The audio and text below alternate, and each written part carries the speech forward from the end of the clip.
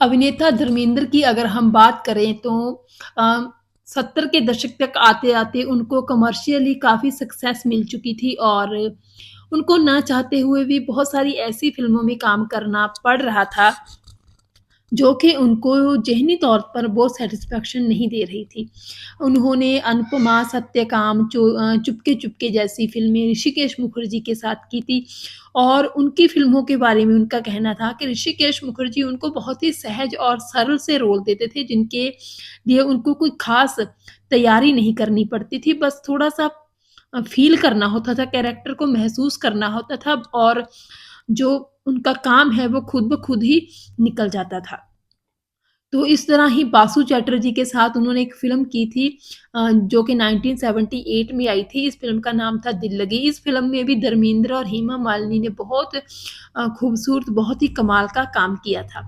तो इसी तरह धर्मेंद्र का कहना था कि क्योंकि आज की फ़िल्में जो हैं व्यापारिक तौर पर सफल होनी चाहिए, तो उस लिहाज से कई दफ़ा उनको ऐसी फ़िल्में करनी पड़ती थी जो कि वो करने के लिए ज़्यादा खुश भी नहीं होते थे, लेकिन क्योंकि कमर्शियली सिनेमा एक अलग तरह का सिनेमा है, तो उस तरह की फ़िल्में उनको करनी पड़ती थी। लेकिन जब भी उनको मौका मिलता था, तो वो अम, ऋषिकेश मुखर्जी या बासु चैटर्जी जैसी फ़िल्में करना पसंद करते थे, जो कि उन्होंने अनुपमा, सत्यकाम और चुपके चुपके में जैसे रोल किए थे। तो इसी तरह 1983 में धर्मेंद्र ने एक फ़िल्म बनाने की अनाउंसमेंट की। इस फ़िल्म का नाम था बिच्छू और इस फ़िल्म में उन्होंने सई परांजपे जो कि एक अच्छी आर्ट्स फ़िल्मों के डायरेक्टर थीं, उनको डायरेक्टर के तौर पर लिया। तो उस टाइम पे सभी लोग दंग रह गए इस अनाउंसमेंट को सुनकर क्योंकि उनको ये लग ही नहीं रहा था कि ये कॉम्बिनेशन अच्छा कॉम्बिनेशन है। कहाँ धर्मेंद्र एक कमर्शियली सक्सेसफुल आर्टिस्ट और कहाँ सई परांजपे एक आर्ट फ़िल्में बनाने वाली डायरेक्टर। तो इस तरह इस फ़िल्म के लिए उनको साइन किया गया। तो धर्मेंद्र इस फ़िल्म को 70 के बड़े कैनवस पर बनाना चाहते थे, लेकिन सही परांजपे ने उनको कहा कि वो जैसी नॉर्मल फ़िल्में बनाती हैं, आर्ट फ़िल्में अपनी, तो वो वैसे ही फ़िल्म रखना चाहती हैं रियलिटी के बिल्कुल नज़दीक। तो धर्मेंद्र इस बात के लिए मान गए। इस फ़िल्म की थोड़ी बहुत शूटिंग जो थी वो पुणे में हुई थी। इस फ़िल्म में हीरोइन के तौर पर शबाना आज़मी को साइन किया गया था। पुणे में शूटिंग होने के बाद फिर मुंबई में आकर वापस शूटिंग की गई थी। तो इस फ़िल्म में ही एक सीन था जिसमें धर्मेंद्र शबाना आज़मी को एक बुके देते हैं।